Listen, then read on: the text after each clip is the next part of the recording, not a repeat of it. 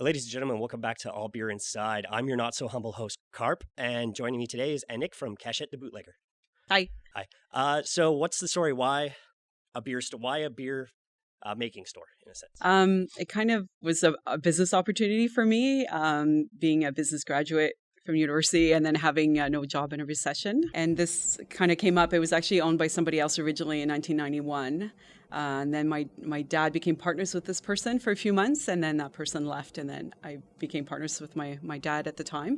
So I've been in it since 93, and I've grown to really, really love the hobby, especially beer making. I'm super passionate about it, and I've been giving beer making courses and events at microbreweries, and so, yeah. Yeah, I was here for one of your English classes on how to brew home beer. I would have personally bought something. I just don't have the room right now, unfortunately.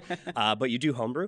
I do, yeah. Okay, and what are some of the main styles you stick to when you're homebrewing? For the summer, I always make a lager. I have a cold room at home, so I can ferment cooler. I like to have a nice, dry, crisp one for the summer. The rest of the year, I used to do mostly English beers, but now I'm, like everybody else, I've been doing a lot of American IPAs, so it's kind of my go-to, yeah. Have you thought of doing anything wild, like New England IPA with just all the hops in it? No, even though I'm a big fan of New England IPAs, I like to try the different ones from the different breweries. Like it's not a style I'll actually brew, but I do like to experiment a lot, especially because we have our own brand of beer kits called Super Batch that I'm the one who comes up with the recipes. So, we just came out recently with a Fruock Heather Ale, which is a Scottish beer. I was in Scotland last summer and got inspired. So it's made with heather tips from Scotland. So I really like experimenting with stuff like that. So creating the recipes is my favorite part of the whole thing. I mean, I love drinking it too at the end. But as we all do. That's amazing. Now, Cachette du Bootlegger, for those who are English, means the bootlegger hideout. That's correct. That's the name that you already came into, or is that Yes, something? it was already, I can't take credit for that. Okay. Yeah, it was already named that. When Perfect. We now, if somebody were to come in and I want to homebrew. Yes. What do you just start them as? Okay, so that's a difficult question because there's different levels. There's people that come in already done their research and they come in and they go, I want to do all grain, and right away that's kind of like we kind of stop and go, okay, do you know about it? Have you brewed before? Do you understand fermentation? Because obviously it's a big step to go all grain right from the beginning. So first we walk them through and talk about the different options. So obviously there's concentrates already ready, but there's some that demand a bit more work, or you're boiling and you're steeping grain. So you feel a bit more like you're brewing, but you don't have to actually come up with a recipe and do all the steps. And then we talk about the intermediate ways of making beer with a malt extract based recipe or even a partial mash. Before going all grain, because all grain is a commitment in time and money. You have to invest in more equipment, and it obviously takes way more time as well. Now, you mentioned you brew a lager. That's very labor intensive from what I understand. It's very long. Okay. Yeah. It's not really more work. It just takes way more time because active fermentation, instead of taking 4 to 6 days, which for an ale, that's what it would be, it's more, 2 to 3 weeks depending on temperature. And after that, you need to warm it up. Because there's a lot of sulfur dioxide being produced, and when it's cold, it stays in the beer. So by warming it up, you get rid of it, and then you put it back in the cold. So it's like it's a long commitment. Yeah. And is that one of your favorite styles? Is the lager? I mean, for summer. Yeah, for summer, definitely. I have to say I like all styles. Like there's. Even though, sours are very popular right now, it's not my favorite, but I will, appreciate a really good sour for sure. Lagers are not my favorite or my go-to, but I do enjoy in the summer for sure. When it's hot outside and you're sitting outside, and it's a great beer to share. And I tend to entertain a lot more in the summertime. So. And when you're generally brewing, you're some maybe crushable, low alcohol content, or you just all over the all over the place. Okay. Yeah, but I tend to stay away from the super high alcohol, like the Belgian triples and that kind of thing. I do like session beers as well. Mm-hmm. Maybe I like the flavor more than the alcohol for sure. Yeah. So I'd done the home brewing here. How long have you been having those courses? Just people coming in? And I first started the courses in the 90s, like mid 90s. I was doing them for a few years, and then there seemed to be a down in home brewing. Mm-hmm. So I stopped giving the courses, and then I would say probably mid 2000s there started to be an interest again. So I started back up probably in about 2010. So we do about three 3 courses in English per year and 3 in French per year as well. Yeah. And like once a quarter type of thing almost. So when you... yeah, approximately. We take the summer off, though. Okay. Yeah. You just shut down for the summer? Or you No. okay. I just don't give courses. There's not enough Okay. demand in the summertime. Yeah. And I mean, you're in the middle of Baie Durfee. Yes. Well, you're right off the highway though, so Yeah. that's great. What's the traffic like when you're getting people in here? Well, at least we're a kind of business where it's a destination type business. As long as you're easily accessible to people. So we are right off the highway, which is nice. And there's always parking, which is also a great thing. But the only reason why I'm really here because I'm from this area, and we actually started the business in Saint Anne de Bellevue, which is the next town over. We were in a beautiful, century-old home, nice wood floors, but it was a little bit too small. It was 1,000 square feet, and we have 3,000 square feet in this location. Yeah, so. it's quite the large store. And you have winemaking kits for those That's wine right, aficionados as well? Which is one of the main reasons why we moved here too, is we needed a space to so people can make their wine here on the premise. We don't do the beer. It has to do with a bit of the laws here. But people can make their own wines here as well. So that's more popular than making at home, but with the beer, obviously, home brewing is really popular. Awesome. Yeah. Now you've also, you did a kind of a collab with Troy from La Brosse where we did a tasting. I was there. What additional things would you like to do with brewers? What kind of collabs would you like to have with other brewers or like the coffee shop? Do you want to get their grains and make your own beer? What kind of places would you like to collab with? I have spoken to a couple of microbreweries about that. Like I mentioned before, I love coming up with recipes, so I would love to do maybe a collaborative beer.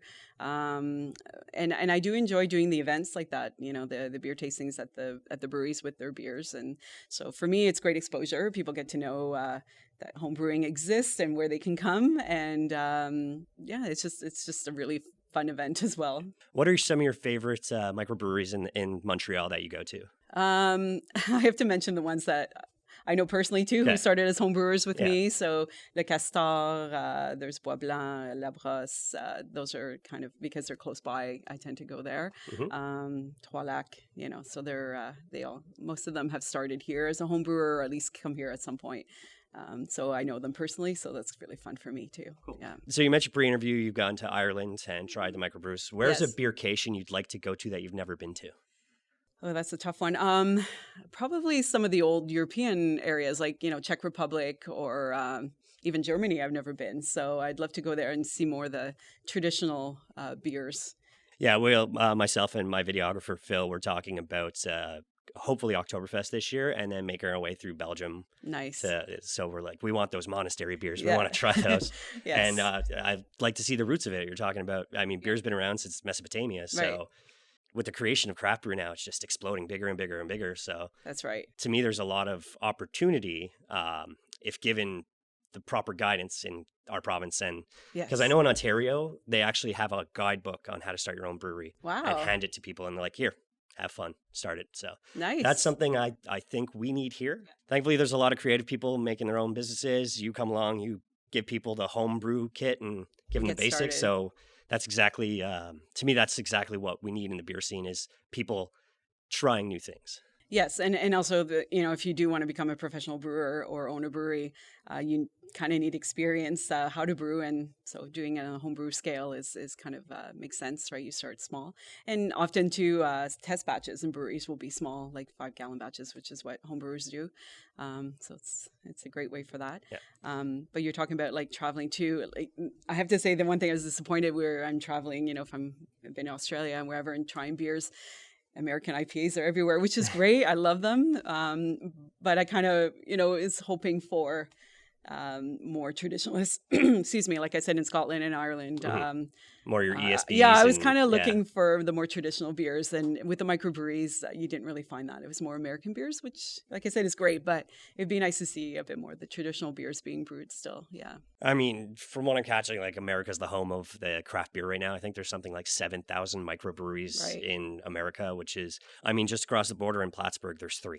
Yes. So, and that's a tiny town that all the Quebecers just go shop. You have 3 microbreweries and 2 of them are very successful.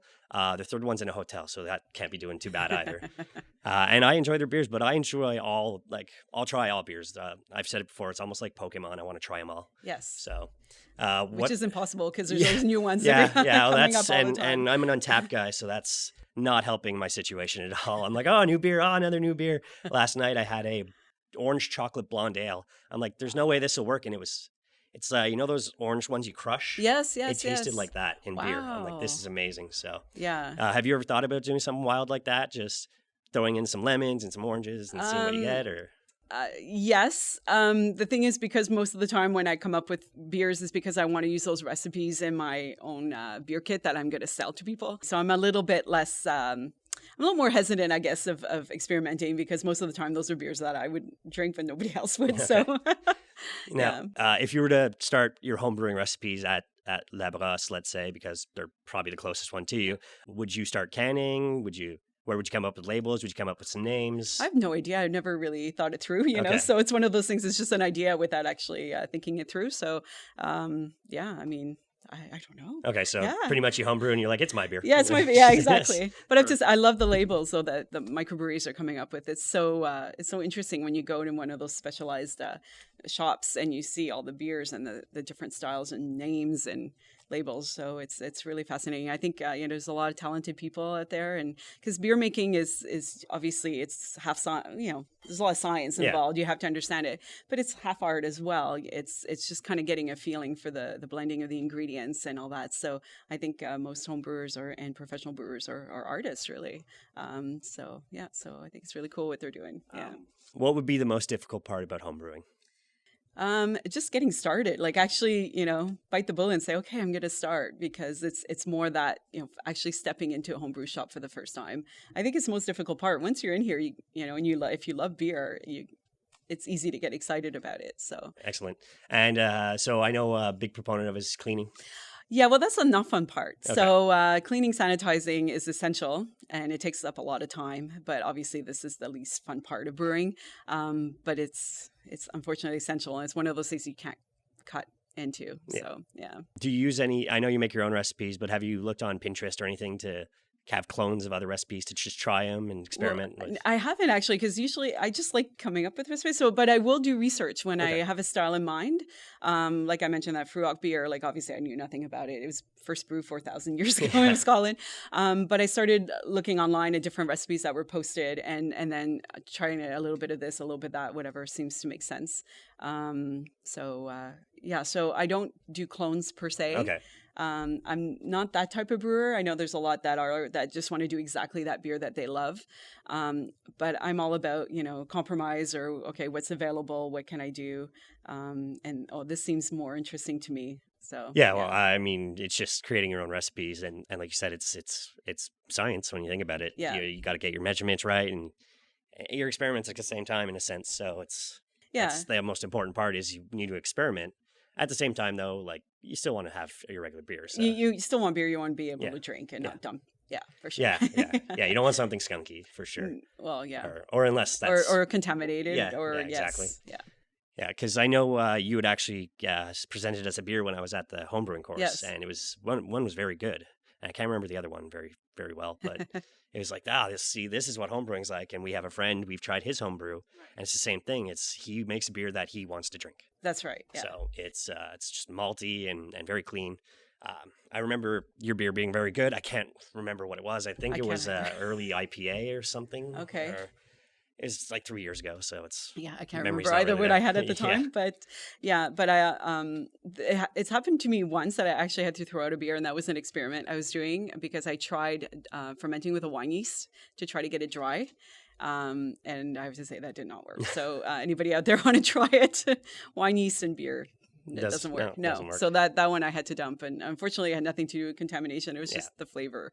I kept trying to drink it, and I just couldn't do it. So, but once I did a Creek beer, which is a Belgian fruit beer, and with cherries, and the usual time, usually after you bottle it, you wait 2 weeks, and then you try your beer. So I did that, and I remember being outside and turning my head and spitting it out in the bushes. It was horrible. It was so like acidic and just horrible. So I just kind of left my bottles, and then I tried 2-3 months later, and I was like, wow, this is amazing. So there's those kind of beers too sometimes. Now, when it comes down to where we live in this province, do you have any difficulties dealing with the government not just having a homebrew place open? Or? Not for beer. Wine Okay. is a little more tricky, but the one thing that would be fun is if we were allowed to have tastings. Obviously, if we could have a few samples and have a keg on tap with a different seasonal beer that we have out, and people to be able to taste before they take the kit home to make. But that's completely illegal. So that's the thing. Unfortunately. Unfortunately. Yeah. So that's the thing I wish we could have. It would just be tastings, like not. Yeah, People wouldn't be coming obviously. to drink. I mean, because I know the beer stores, they have the breweries that go in and they do little tastings. So I don't see how this would be any different. Yeah. Like if you were to have, let's say, the Hopfenstark or Ras Le Bock come in, do you have, I guess, a different license where you're not really allowed to do that? Well, I wonder, because even if I were to brew it somewhere else in my own home, like at a brewery that has a license, I'm still not allowed to serve it here because of the type of permit our kind of shop has, which is unfortunate. But our alcohol laws are pretty archaic in this province, unfortunately. And there was a movement to change it. A law was passed within change of government, and it's been kind of on the back burner. So. Yeah, I'm a big proponent of allowing beer to cross Canadian borders in a sense. Yes. So that's something that we really need to change. Yeah, because it's easier for us to get beer from other countries than it is from the next province over, which doesn't make any sense. So, not at all. I mean, even at the LCBOs, like to me, they're kind of shackling themselves as like, I can only go here to buy beer and it closes at like 9. Mm-hmm. Whereas here we can go to the Depiner corner store and buy a 6-pack if you want at like 11 o'clock. So that's some difficulties that we have, and that have to be fixed in all the provinces, really. So. For sure. And it should be a universal thing. Why is it so different from one province to the other? It should be the same everywhere in Canada, and they're all in the same country. So, Yeah, I was even looking at BelgiumInAbox.com, and they're like, oh, sorry, we don't ship to Canada. I'm like, maybe I'll use my US mailbox and then just declare it when I'm coming home. So then I don't know what I'm going to run into tax or wise. So that's right. What kind of tariffs or duty they're going to charge you? Yeah, it's really unfortunate when it comes to alcohol. Yeah. No, so speaking of crossing borders, have you been to any of the main beer states in the U.S.? Not in a long time. No. I have 2 young kids, so I don't travel as much as I'd like. And when I do, they come with me. But they're used to going to breweries. They've been coming to microbreweries. Every time we visit somewhere, they know that they're going to be spending some time in a microbrewery. But no, so I haven't been recently, and I know there's been a lot of changes. So a lot of new places have come up. So I would, hopefully next summer. I mean, if you got the time, go to Vermont. There's so much variety, so much flavor, and there's literally a brewery, like you're here, and then where the subway is, that's right across the street. That's really difficult, though, to pace yourself because you want to try them all. So you'd have to go for a long period of time or go multiple times so you get to try them all. Yeah, I believe it's switchback to Queen City and then across the street to Zero Gravity, and it's 10-minute walk for 3 breweries. That's awesome. I'm just like, you kind of get that when you're on Saint Laurent downtown, but you don't get that out this way. Like, no, definitely. You don't have somebody across from La Brosse or anywhere near Kanawaki Brewing, places like that. So. No, and that's the thing. You have to pretty much drive to all these places, and then you're never limited drink and drive. So. Exactly. So you need a driver with you who doesn't like beer, I guess, and he's not going to be tempted to drink. So you need that sober driver. Or even like I'll go and do a tasting, and then I'll sit there for an hour and just drink water to know I can legally drive. Right. Yeah. It does limit, but for sure. No, but like places like Beau's and all that, on my way back from Ottawa, I stopped there. And, you try to work in places that you can when you're going somewhere else. But for sure, like, I mean, it's kind of hard with the kids. It's not their favorite thing to do. Have you ever thought about having a representative at a festival to bring, here we are, come and if you want a homebrew, here we are. Come. I've done it before with the Montreal de la Bière. It was a long time ago, though. Talking in the days it was at the Old Port when we were outdoors. So I would volunteer time. A few of us had gone together, and we would all volunteer time at different times to be there to explain about homebrewing.